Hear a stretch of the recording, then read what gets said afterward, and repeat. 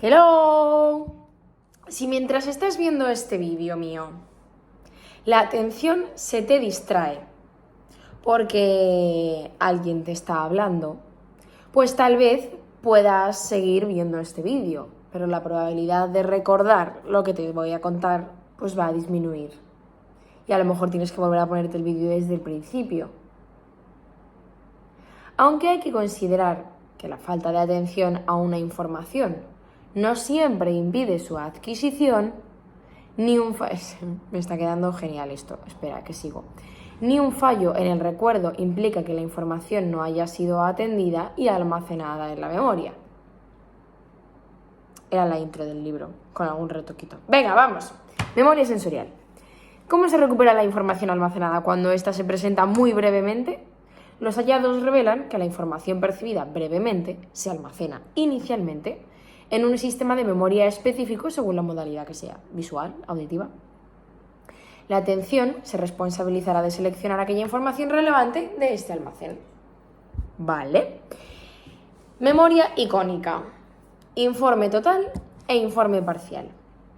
Sperling demostró que cuando se exponían muy brevemente, y con muy brevemente nos referimos a 50 milisegundos, o sea, un flash de 9-12 letras, y luego le dices al espectador, al que le has puesto esas 9-12 letras en 50 milisegundos, así como un flash, que te cuente cuál es el mayor número de letras que recuerda, pues se dio cuenta de que la gente recordaba entre 4 o 5 letras.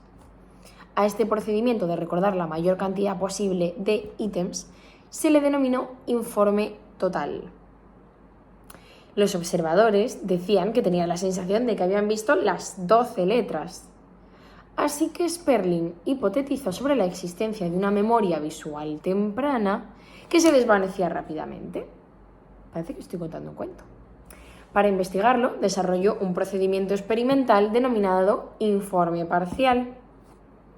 No informe total, ahora vamos a ver lo que es el informe parcial, que era para comprobar si los observadores estaban en lo cierto y efectivamente habían percibido los 4 o 5 ítems, las 9-12 ítems, las 9-12 letras,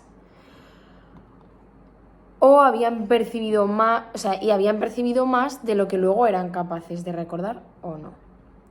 ¿Cuál es el procedimiento? Pues que tú presentas las letras, las 12 letras, durante 50 milisegundos. Imagínate 3 filas de 4 letras cada una. Desaparece, plim, y se escucha un tono alto, medio o bajo. 3 filas, alto, medio o bajo. Me refiero, la fila con el tono, fila con tono, fila con tono, ¿vale? Se descubrió que cuando el tono se presenta inmediatamente después de que desaparezca la matriz, los sujetos eran capaces de decir casi todas las letras de la fila indicada. O sea, que de repente el tono alto, tú sabías que tono alto significaba que era la fila de arriba, la alta, y entonces sí recordabas todas las letras de la fila de arriba. Si el tono era medio, pues era el medio y así. Dado que no sabían por adelantado qué fila se iba a señalizar, se concluye que todas las letras presentadas son almacenadas en algún tipo de memoria visual. Comparado con el informe total, a la proporción de recuerdo más elevada obtenida en el informe parcial se le denomina efecto de superioridad del informe parcial. O sea, una ventaja del informe parcial sobre el total. Efecto de superioridad del informe parcial. Sperling observó que cuando se demoraba la presentación de la señal en el informe parcial, el recuerdo disminuye. O sea, que la señal tiene que ir justo después. Porque si la señal ya se retrasa, el tono se retrasa 580 milisegundos, la ventaja del informe parcial desaparece. Y el recuerdo ya va a ser el mismo que en el informe total, no va a haber ningún beneficio. Esto indica, cosa importante, que la vida media del almacén de memoria visual es inferior a 1 segundo. La vida media del almacén de memoria visual es inferior a 1 segundo. Muy bien.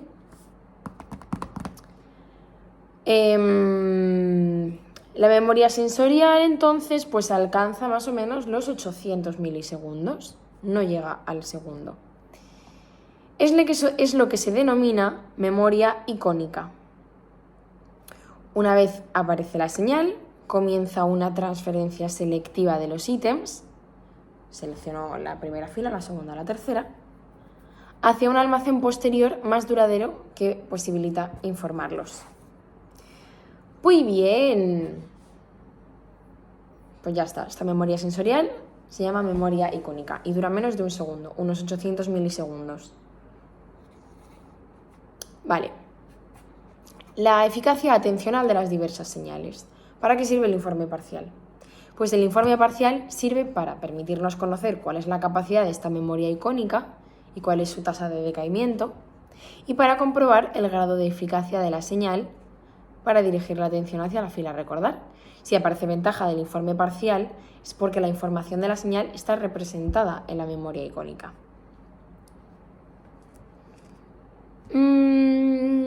Algo más importante por aquí, que hay otras señales que son de utilidad, como la diferencia en color o brillo entre ítems distractores, para ver si generan ventaja del informe parcial.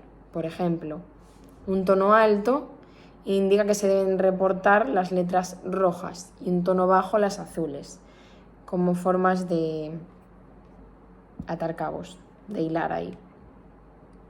Pero bueno, sí que el color y el brillo en concreto son señales selectivas muy adecuadas para generar un efecto de superioridad en el informe parcial. Vale, los estudios que han explorado el uso de la categoría de los ítems como señal son contradictorios. Siempre hay contradicción. Al exponer matrices de letras y números entremezclados y que dos tonos diferentes indiquen cuándo verbalizar letras y cuándo verbalizar números, nos encontramos con que la selección por categoría solo parece ser efectiva si los sujetos saben por adelantado qué categoría debe ser reportada. Es decir, no junte la churra con las merinas. Letras con letras, números con números. Si los mezclas, ya esto no vale mucho. ¿Vale? Pues ya está. Memoria ecoica. Numerosos estudios apuntan a que existen importantes semejanzas entre la memoria sensorial visual y la auditiva. El procedimiento de informe parcial de Sperling se ha intentado replicar en la modalidad auditiva y se diseña el paradigma del hombre de los cuatro oídos. Se presentan a los participantes 4 series de consonantes a una tasa de 2 por segundo. Cada serie se emite desde un altavoz. Un altavoz delante, un altavoz detrás, un altavoz a la derecha, izquierda. En la condición de informe total, después de presentar las consonantes, el participante tiene que recordar el mayor número posible. Y en la condición de informe parcial, después de presentar las consonantes, una luz, por ejemplo, designa un altavoz concreto. Y el sujeto tiene que recordar solo las de esa posición. O sea, es como lo que habíamos visto del tono, con el informe total de las 12 letras, solo que ahora vas a oír letras por varios altavoces y luego tienes que decir una señal, una luz, te va a marcar el altavoz del que tienes que recordar las letras. ¿Se entiende, no? Pues resulta que, bueno, sí hay un efecto de superioridad del informe parcial sobre el total, pero de menor magnitud que con los estímulos visuales. Debe ser que la naturaleza de la señal, en este caso sería espacial, adelante, detrás o lado al otro, no es tan eficaz para seleccionar información auditiva como lo es para la información visual. Otros estudios se han interesado por qué pasa cuando demoras la presentación de la señal, el tono o la luz. Manipulando el intervalo que transcurre entre la presentación del estímulo auditivo y la presentación de la señal, se descubre que la ventaja del informe parcial abarca hasta 5 segundos, que es un tiempo bastante superior al que se ha encontrado en la modalidad visual. O sea, tenemos que en la modalidad visual no llegaba a 1 segundo Y ahora resulta que en la modalidad auditiva hasta 5 segundos se puede demorar y vamos a seguir encontrando beneficios, aunque los beneficios no van a ser tan altos como en la visual. Se encuentra numerosa evidencia favorable a la existencia de sistemas de memoria sensorial, visual o auditiva, que representan y mantienen brevemente la información generada durante los momentos más tempranos del procesamiento. La memoria sensorial tiene mucha capacidad y muy poca duración. Memoria operativa. A ver, que me izquierde, me centre y me dereche. La memoria operativa se utiliza a menudo como sinónimo de memoria a corto plazo. Alude a un sistema de memoria que mantiene activa la información relevante para alcanzar una meta inmediata. Pero esta memoria va más allá que un simple almacenamiento pasivo de la información. En la figura se describe, una figura que no tiene ninguna gracia, o sea, aparece un círculo en el que pone ejecutivo central y aquí pone agenda, bucle fonológico y se unen por una flecha. Da igual, es la figura 7.2, buscadla en el libro, pero vamos, que no os hace ninguna falta. El modelo de Baddeley tiene 3 componentes en lo que tiene que ver con la memoria operativa: el bucle fonológico, la agenda visoespacial y el ejecutivo central.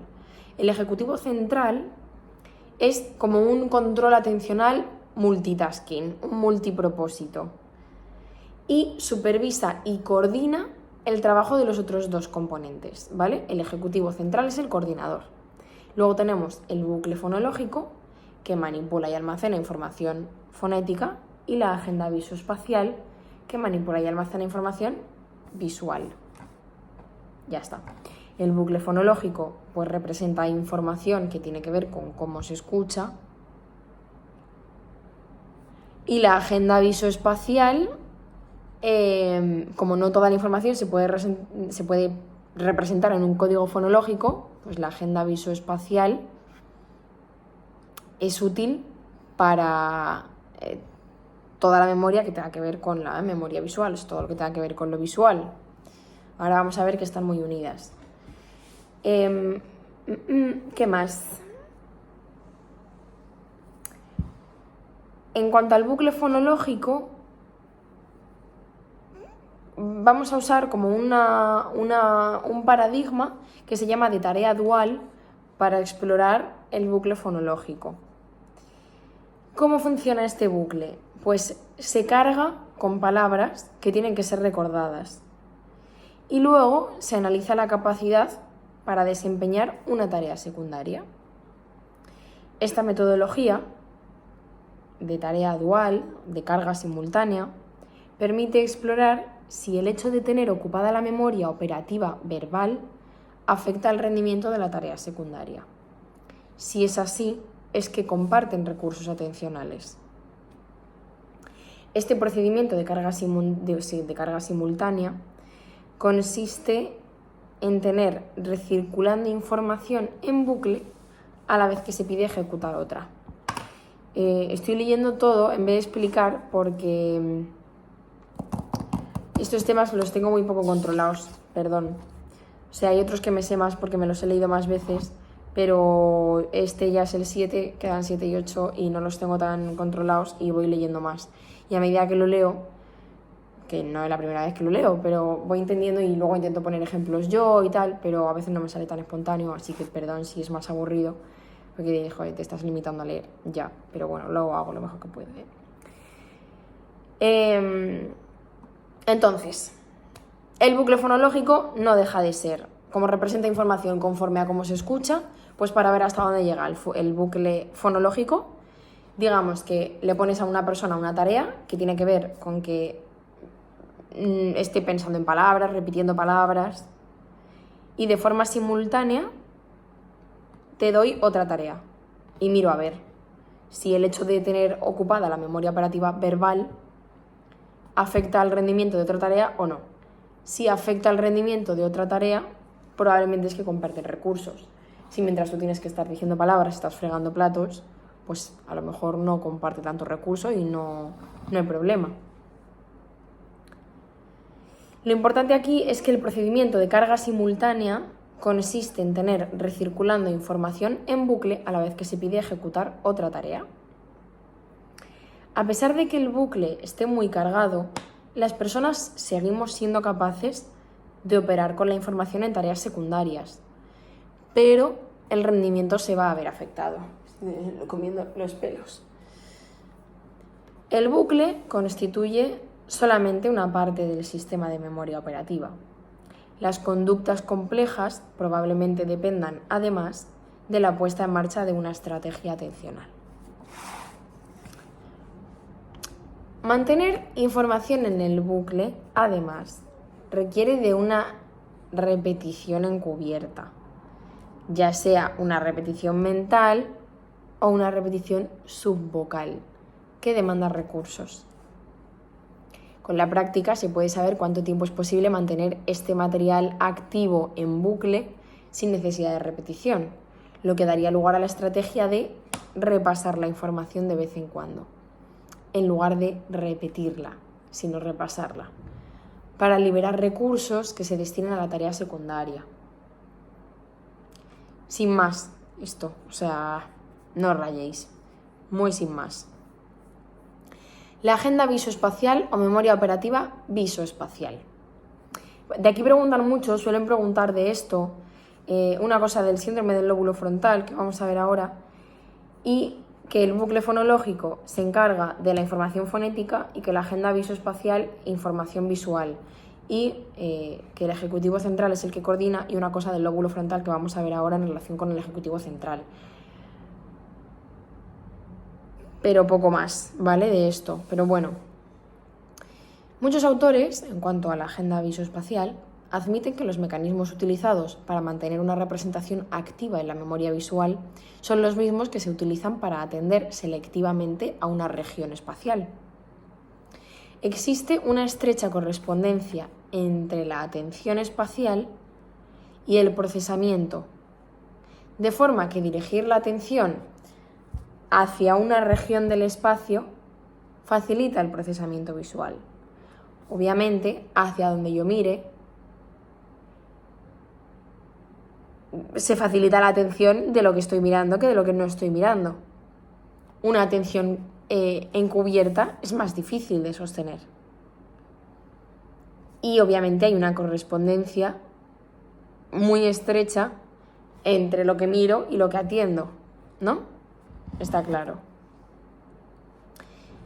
La posición se mantiene registrada en la agenda visoespacial.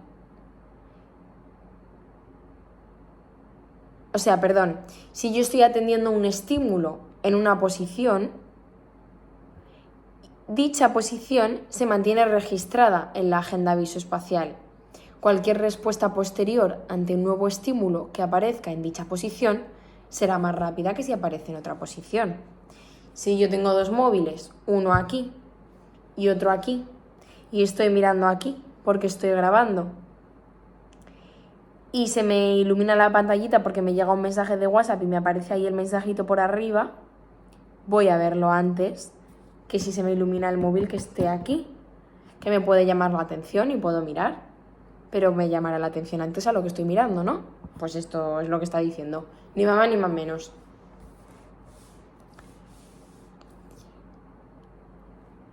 Esta estrecha relación tan obvia entre memoria espacial y atención selectiva espacial se ratifica con imágenes cerebrales y la actividad eléctrica cerebral, con técnicas de neuroimagen, bla bla bla bla bla bla bla bla bla bla bla, y que cuando atiendes una localización y la recuerdas, incrementa la magnitud del N1P1.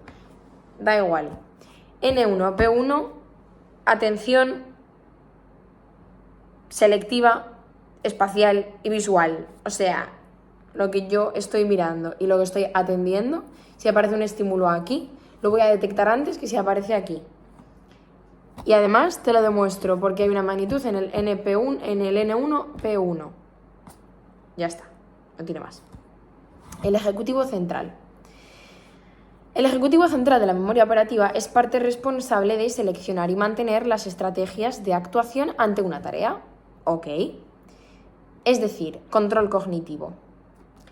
La investigación sobre funciones ejecutivas se llevan a cabo con pacientes con daños en el lóbulo frontal, que exhiben conductas desorganizadas como con un ejecutivo central deteriorado.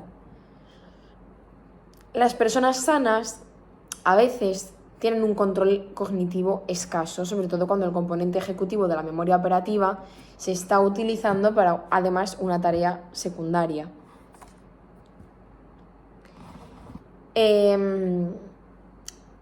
Phineas Gage, esto está muy guay, buscad el caso de Phineas Gage, que no lo ponía aquí, pero o sea, en los apuntes, al menos en el libro no lo recuerdo, pero me suena que era un tío que como que tuvo un accidente, no me acuerdo muy bien de qué trabajaba, pero tuvo un accidente y una barra de hierro enorme le atravesó la cabeza. El tío no murió, pero sobrevivió y su conducta cambió por completo. Pues se había afectado bastante el lóbulo frontal. Y aquí pone síndrome del lóbulo frontal. Se tiene una conducta distraída, una falta de control, una conducta desorganizada, incapacidad de planificar acciones futuras, de cambiar de disposiciones hacia una tarea, rigidez mental, escasa flexibilidad cognitiva. Y luego te pone, pues como que te aconsejan ver el caso de Phineas Gage, cómo cambia su conducta después de esto.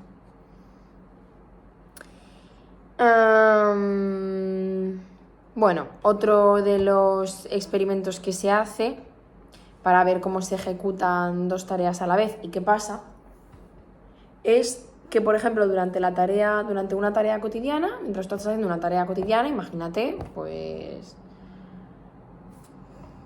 lavarte los dientes. Bueno, espera, voy a leer bien lo que pone aquí. O sea, lo leo y ahora lo digo. Y ahora lo intento explicar yo, si no queda claro aquí. Porque no lo quiero decir mal. 3 autores, que no suele caer el nombre, pero bueno, Humphreys, Ford y Francis, emplean tareas cotidianas en varias etapas. Preparar un té y envolver un regalo. Y van a hacer esto para analizar la ejecución simultánea con otra tarea. Primera condición: durante la realización de la tarea cotidiana se cargó la memoria operativa con una versión modificada del TMT, que es el Trail Making Test, TMT, test del trazo. A partir de una letra y un número, los sujetos debían controlar el orden alfabético y contar. Por ejemplo, si te dicen B8, pues tienes que seguir B8, C9, D10, E11. El TMT, el Trail Making Test, exige la participación de la memoria operativa verbal. Y además yo te digo que me envuelvas un regalo. Es decir, bueno, no solamente estaríamos utilizando la memoria operativa verbal, sino que también estaríamos usando el ejecutivo central, porque por defecto, porque es el que coordina a los otros dos. La segunda condición es supresión articulatoria. Le piden que repitan en voz alta el vocablo de lo más rápido posible para tener ocupada la memoria operativa verbal. Pues los participantes cometieron muchísimos más errores durante la ejecución de las tareas cotidianas. ¿Por qué? Porque tenían el ejecutivo central totalmente ocupado. Los errores pues no eran muy relevantes, pero vamos, omitir un paso, que no calientes el agua, que si estás haciendo el té. El número de errores cometidos por personas sanas nunca fue tan elevado como en pacientes afectados en el lóbulo frontal. Estos pacientes añadían pasos innecesarios, reiteraban acciones, cometían errores, bla, bla, bla. Los sujetos sanos sí se daban cuenta de su error y lo corregían rápidamente. Por lo general, la mayor parte de fallos suceden después de haber incurrido en un error en el test. La correlación encontrada entre los errores cometidos en las tareas sugiere que el ejecutivo central estaba involucrado en la realización de una tarea multietapa. Pues muy bien. Atención y recuperación de la información. Los contenidos de la memoria a corto plazo corresponderían a todo aquello que permanece activado, por lo que su supervivencia depende del tiempo que dura dicha activación. La capacidad de la memoria operativa corresponde con el número de ítems que pueden ser atendidos a la vez. Esta dicotomía, activar ítems, atender ítems, permite distinguir entre los efectos de la mera exposición del estímulo de los relacionados con atenderlo.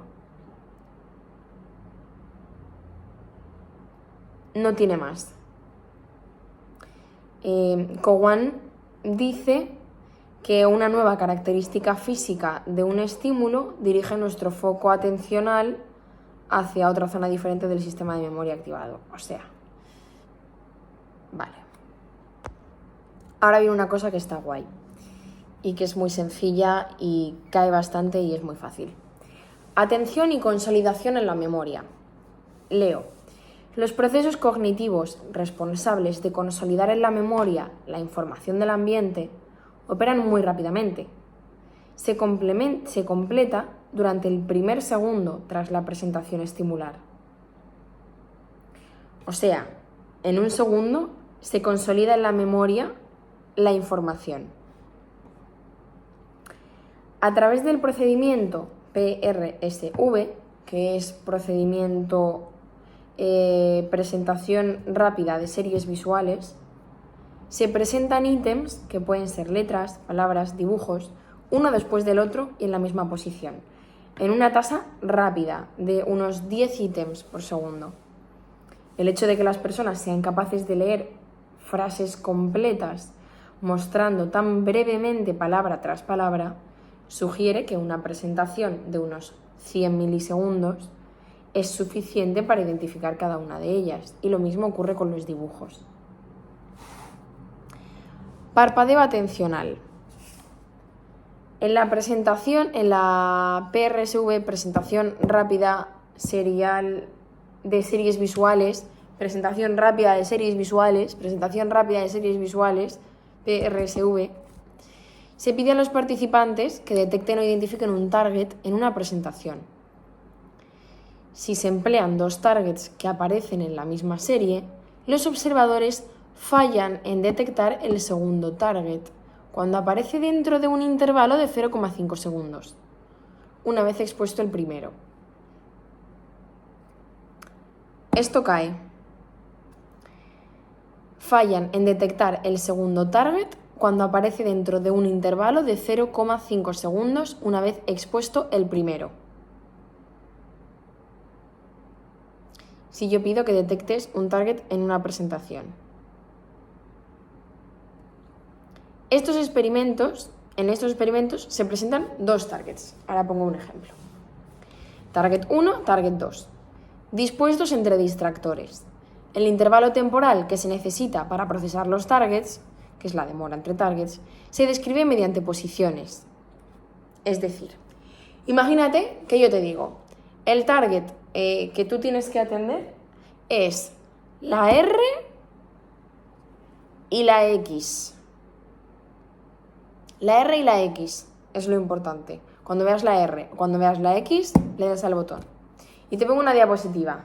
N, P, H, Q, Z, R, X, lo que sea, ¿vale? A eso voy. Como que te aparece A, B, C, D, imagínate, ¿no? Pues cuando te aparezca la R, le das. A ver si así se entiende un poco mejor, que creo que me estoy explicando un poco mal. N es distractor, P es distractor, D es distractor, S es distractor. Yo te digo, los targets, cuando tú tienes que pulsar, es cuando tú veas una R y una X. Y pongo N, P, R. La R es el primer target. Y como contamos cuál es la posición desde el primer target, contamos que el primer target está en posición 0. La D ya es posición 1, la X es posición 2, la S es posición 3. El segundo target es la X, estaría en posición 2. N, P, R, D, X, 0, 1, posición 2, la X. Uy, qué gallo. ¿Vale? A ver si así se entiende. Yo creo que sí, que ya ha quedado claro. Esto es muy sencillo. A lo que esto va es que lo fácil que te vaya a resultar identificar el segundo target va a depender de en qué posición respecto al primer target se encuentre. El primer target es muy sencillo porque es el primero, en cuanto lo ves lo detectas. Pero el segundo target se ve afectado porque has detectado el primero. Entonces depende de la posición en la que ocupe. Si se presenta justo en la posición +1, que sería justo después del target, lo detectas muy rápido. Imagínate, hemos dicho R y X, pues justo después de la R te aparece la X, pues enseguida lo vas a detectar. Pero si está en la posición +2, +3, en esas posiciones cuesta más identificar el target. Y luego, en las posiciones +7 y +8, vuelve a mejorar la detección como si no hubiera habido un target número 1 y no hubiera aparecido la R, como si reseteases y ya han pasado a esta R, D, A, Z, H, M, X, y lo ves más rápido. Pero si aparece R, X, genial, también lo ves rápido. Si aparece R, D, X, es como me he desconectado, conecto, ¿vale? Cuesta más. Simplemente esto, en realidad. La detección de la X es buena si se presenta justo tras el target 1, es decir, en la posición +1, y en las posiciones a partir de las 7, de la 7, de la 8, ¿vale? Ahí ya es como si no hubiera habido target 1, de la séptima, quería decir. En la segunda posición y tercera posición, regulinche, malamente. Este deterioro no parece deberse a una limitación perceptiva, sino a que el procesamiento del target 1 genera como una especie de incapacidad transitoria, que son como unos entre 200 y 500 milisegundos para atender al target 2, que es lo que se denomina parpadeo atencional.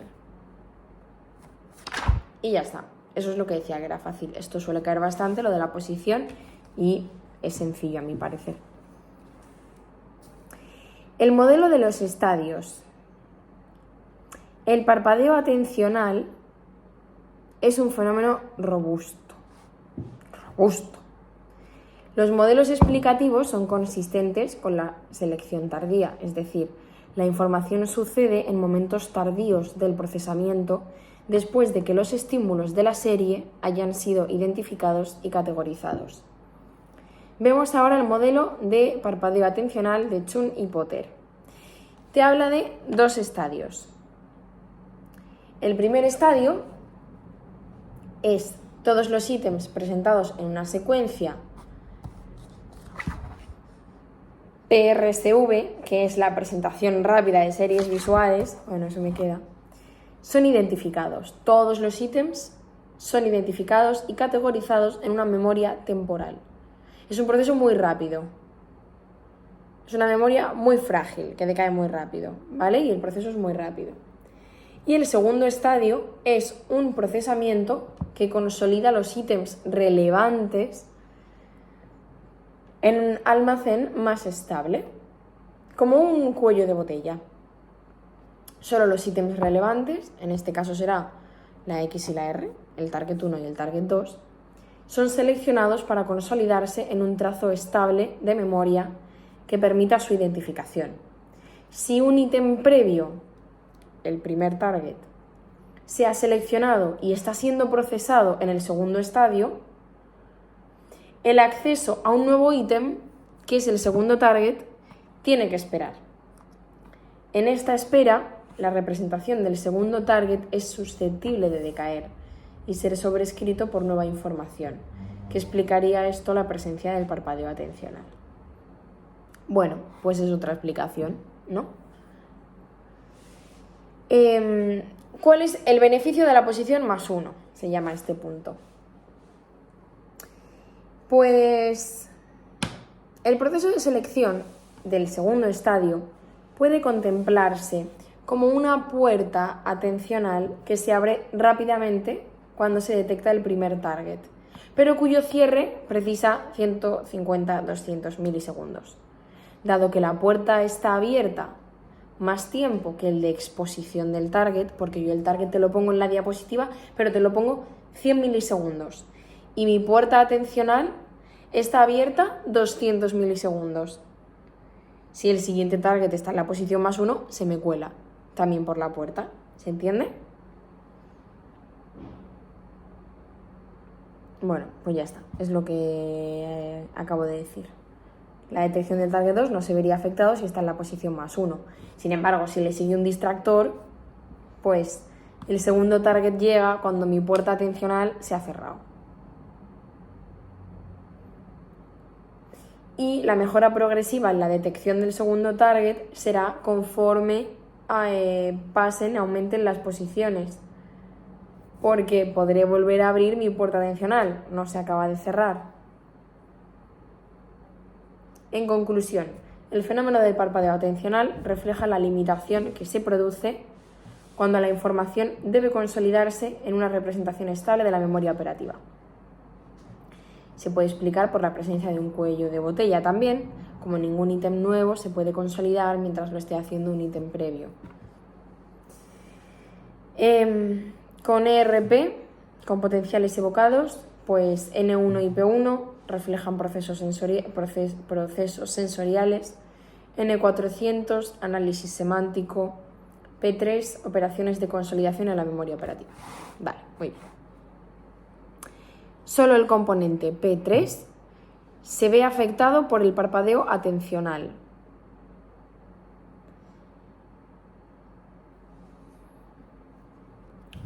Ya lo he entendido esto. Si yo me pongo a analizar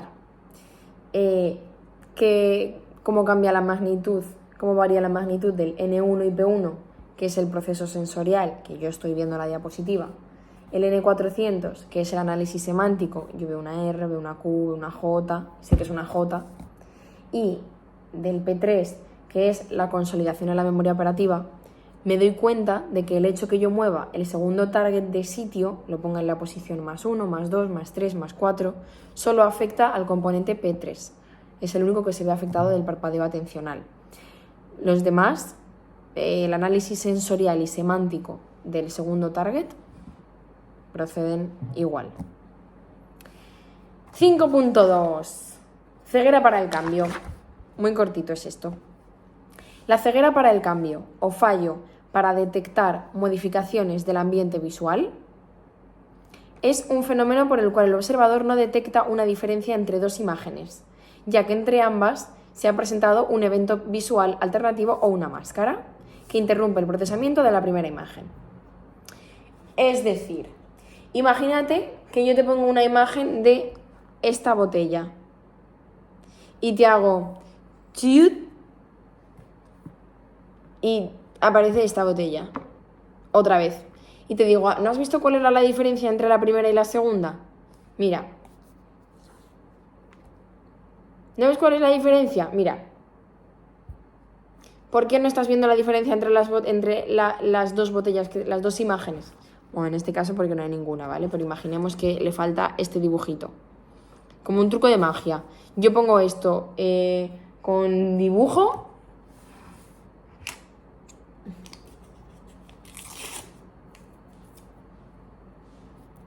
¿Ves la botella? Y ahora hago. ¿Cuál es la diferencia?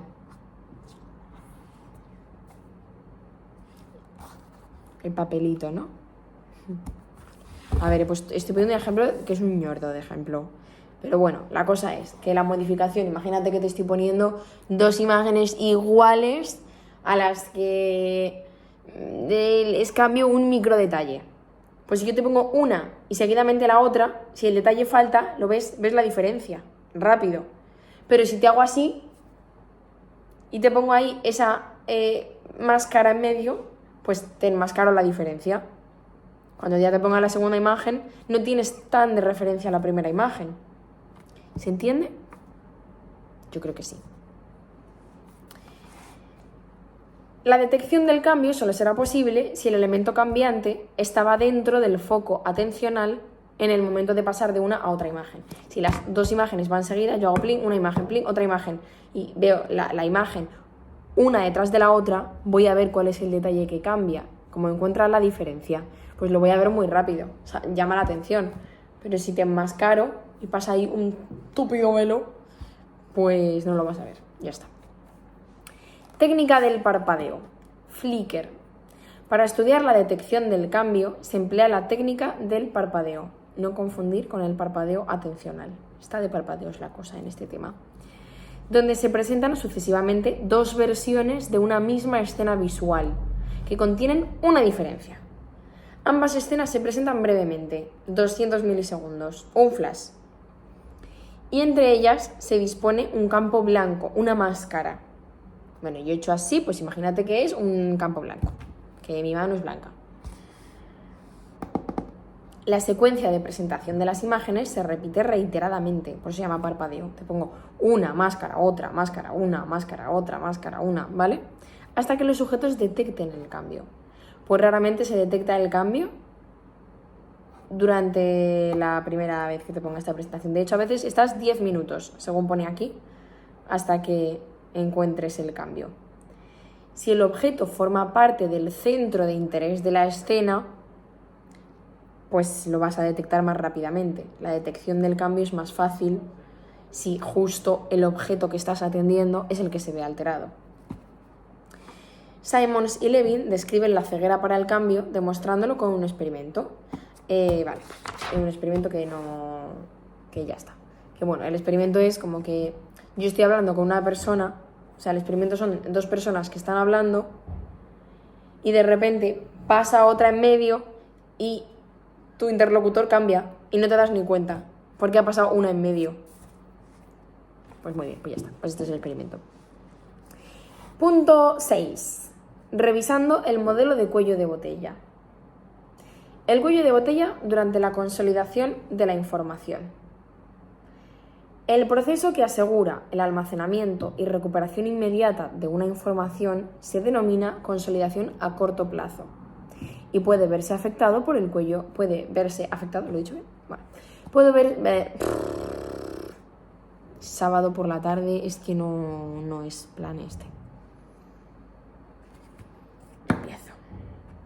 El proceso que asegura el almacenamiento y recuperación inmediata de una información se denomina consolidación a corto plazo y puede verse afectado por el cuello de botella en doble tarea. Muy bien. Supongamos que a los sujetos se les muestran 1 a 3 letras o dígitos. Tras una SOA 350 a 1600 milisegundos, se emite un tono para que los sujetos indiquen si es alto o bajo. Y al final del ensayo los participantes tienen que recordar las letras del inicio. La velocidad de respuesta ante el tono está en función del número de letras que se deben recordar y de la SOA. Con una SOA muy corta, los tiempos de respuesta ante el tono son muy elevados. Esto indica que la selección de respuesta ante el tono debe esperar debido a un proceso previo de consolidación en la memoria. Durante esta consolidación, la identificación de otro estímulo simultáneo, el tono, se ve perjudicada porque es más lenta que si apareciese en solitario. Es decir, dos operaciones no pueden llevarse a cabo simultáneamente porque comparten el mismo cuello de botella. Es decir, mi explicación. Yo te pongo 3 dígitos, 3 letras. Pongamos Z, P, N. Tú tienes que memorizar las letras.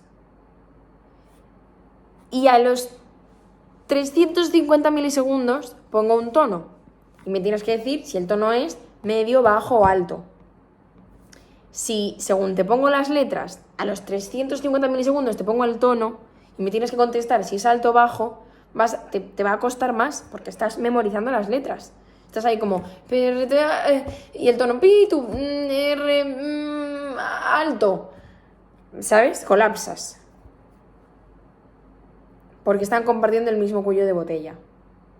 Por eso, cuando la SOA es corta, si yo te pongo las letras y al nada, 300 milisegundos, te pongo el tono, el tiempo de respuesta ante el tono va a ser más elevado. Vas a estar ahí, PRP, RZ,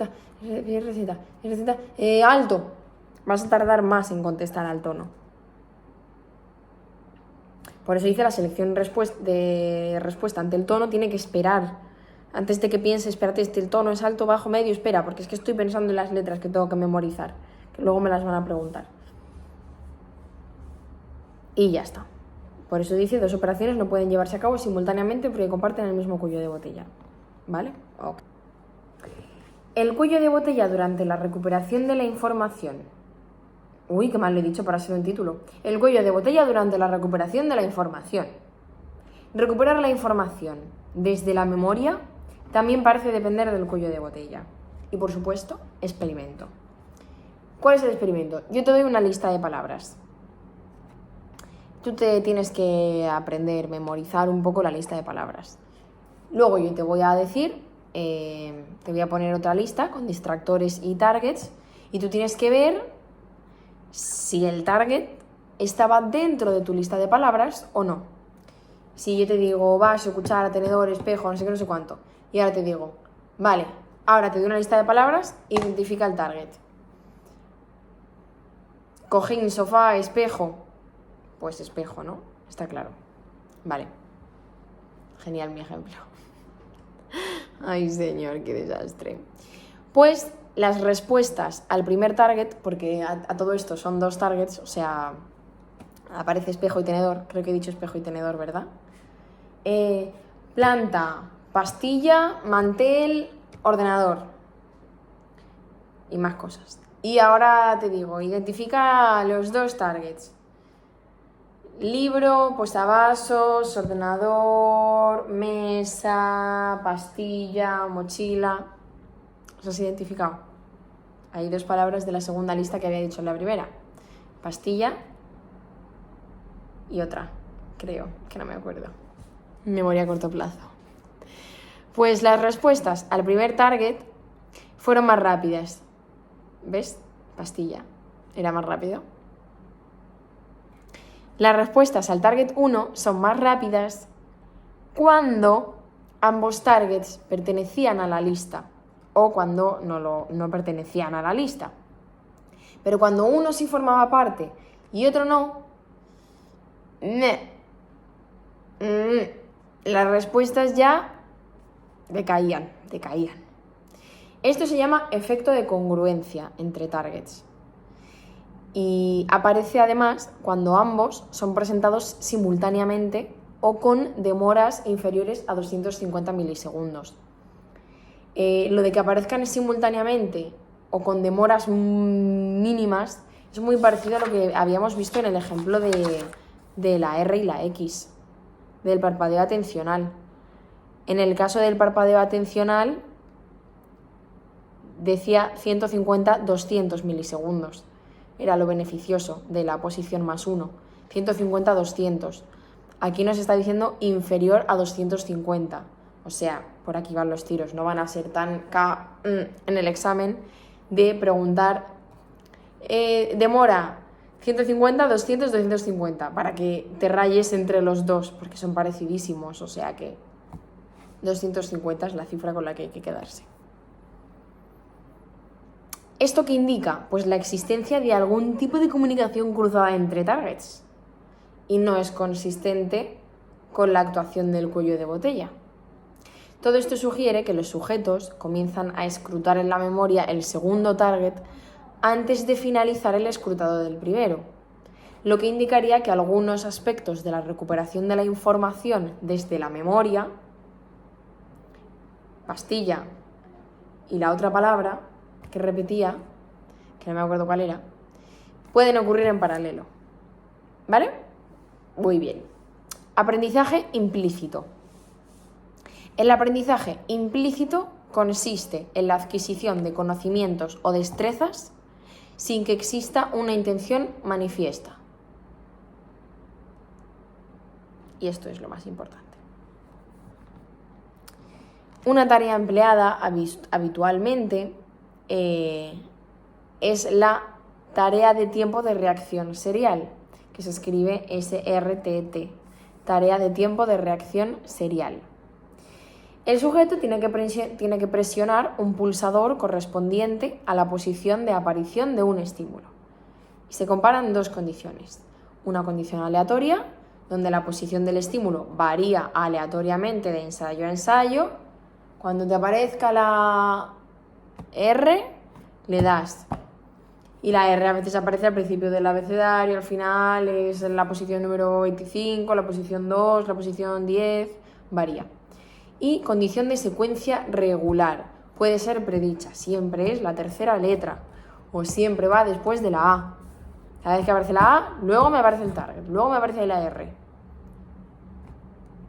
Los sujetos que realizan la tarea con secuencia regular, siempre después de la A aparece la R, experimentan una mejora en el rendimiento, mucho mayor que los que lo hacen en condiciones aleatorias, que la R aparece cada vez ahí, en sitio random. A pesar de no ser informados de que existe una secuencia establecida. Sin embargo, muchos de ellos son conscientes de la misma y se pispan de que la R siempre aparece después de la A. No creo que sea tan evidente que aparezca después de la A, seguro que era más complejo, pero bueno, para que se entienda. En trabajos, cae. En trabajos con pacientes con síndrome de Korsakoff, personas con elevada amnesia, la cual les impide reconocer o recordar un material previamente expuesto, se observó que nunca afirman haber sido conscientes de la regularidad de la secuencia.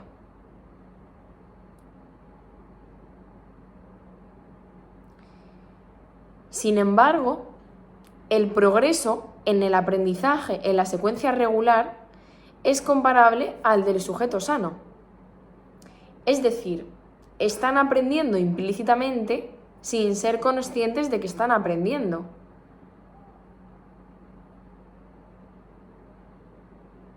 La diferencia es que una persona que mantiene su capacidad de memoria intacta puede manifestar verbalmente que ha adquirido el conocimiento. Una persona con la memoria intacta te puede decir, la R va siempre después de la A. La persona con una elevada amnesia no va a saber decirte que la R va después de la A, pero sí que va a progresar y que cada vez va a detectar la R antes, porque está aprendiendo, solo que no lo sabe. No queda nada. 2 caritas. Venga, que terminamos. El papel de la atención en el aprendizaje implícito. ¿Puede existir aprendizaje en una tarea cuando se desvía la atención de la misma hacia otra?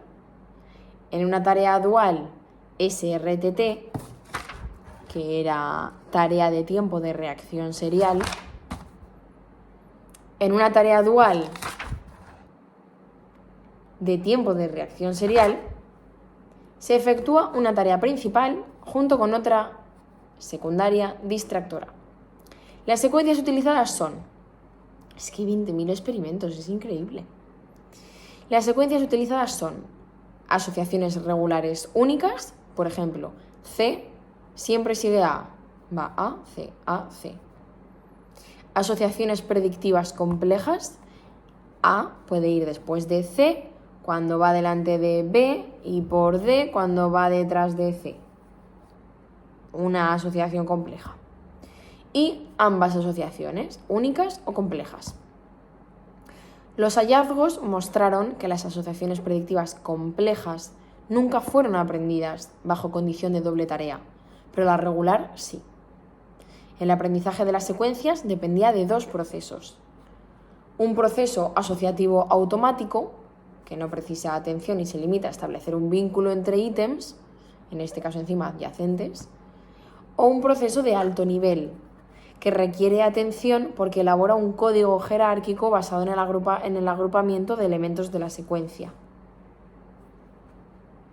En conclusión, ¿es posible aprender de forma implícita regularidades en una serie?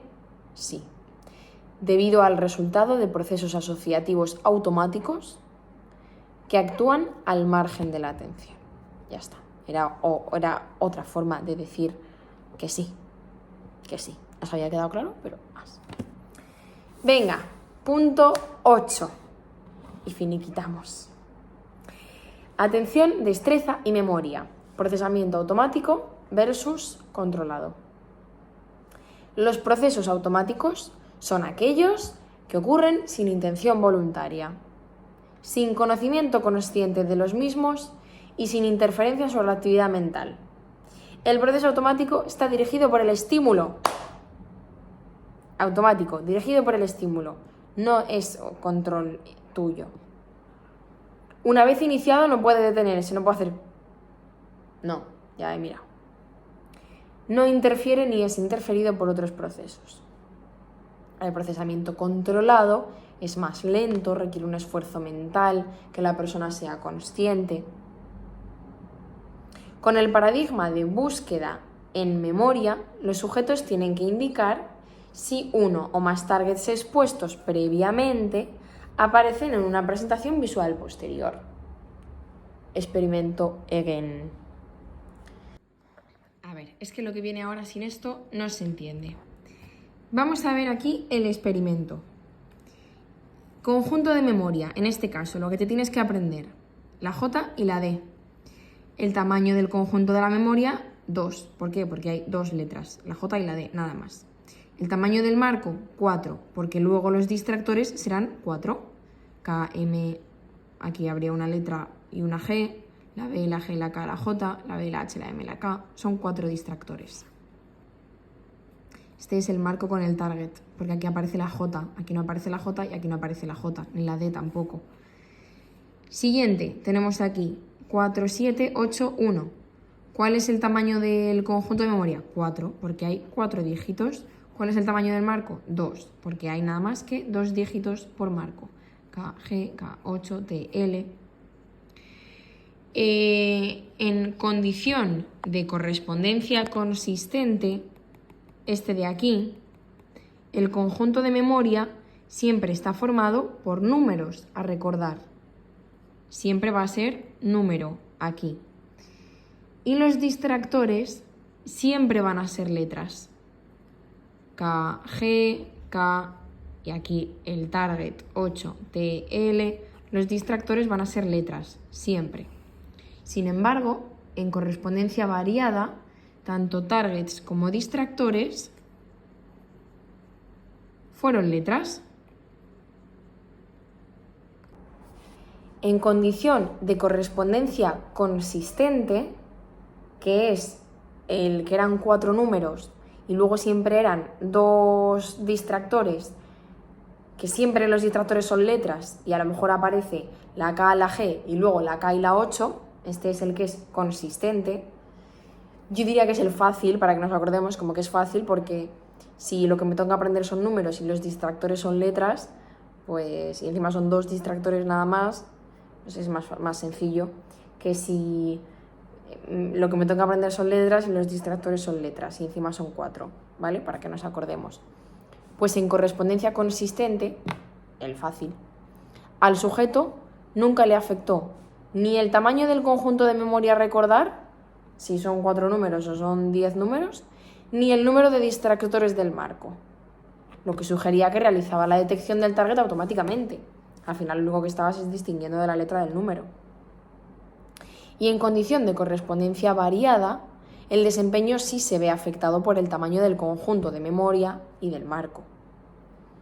El sujeto está obligado a aplicar un modo de procesamiento controlado, pues en todos los ensayos tiene que esforzarse para discernir entre target y distractor, porque pertenecen ambos a la categoría de letras. Y por último, la teoría de la automaticidad basada en ejemplos de Logan.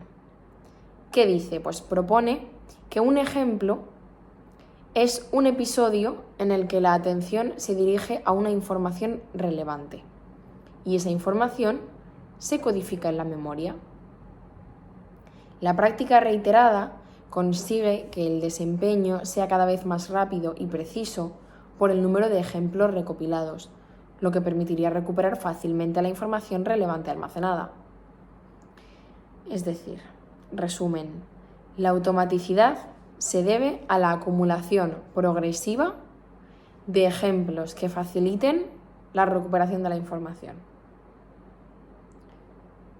Si tienes muchos ejemplos que te hacen fácil que recuerdes una información, pues la automaticidad depende de cómo de fácil va a ser que recuperes esa información. Y que recuperes esa información va a ser fácil cuantos más ejemplos tengas acumulados que faciliten esa recuperación de la información. ¿Vale? Se enrevesó un poco Logan, la verdad. El concepto de automaticidad de Logan no tiene nada que ver con el que dicen Schneider y Shiffrin. Para Logan, el procesamiento es automático cuando la tarea se ejecuta mediante la recuperación de ejemplos almacenados. Por lo tanto, la atención va a seguir siendo necesaria, aunque sea un comportamiento automatizado, ya que es responsable de seleccionar los indicios o claves relevantes para recuperar la información de forma ágil. Considerar el procesamiento controlado y el automático como cualitativamente diferentes ha recibido críticas.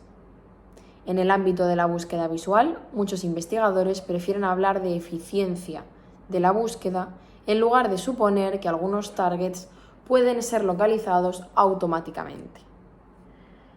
No es que sea automático, sino que tienes muchos ejemplos que facilitan la recuperación de la información y lo detectas antes, con más eficiencia o eficiencia. Otros autores describen la automaticidad como un fenómeno que surge cuando convergen una serie de condiciones: input estimular y destreza, que determina la ejecución de una acción adecuada. En este caso, el desempeño de una conducta sería automático cuando toda la información para ejecutar la tarea está presente en el ambiente o en la memoria a largo plazo. Esta perspectiva es semejante a la de Logan, porque entiende que la automaticidad tiene su fundamento en la selección de claves o indicios de recuperación que van a permitir acceder rápidamente a la información. En definitiva, estas propuestas coinciden en el importante papel de la atención en tareas con alto nivel de pericia, que supuestamente se han automatizado. Y colorín colorado, este cuento se ha acabado y ya solo queda el tema 8, que son 14 hojas, o sea, 2 más que este, un poquito más largo. ¡Adiós!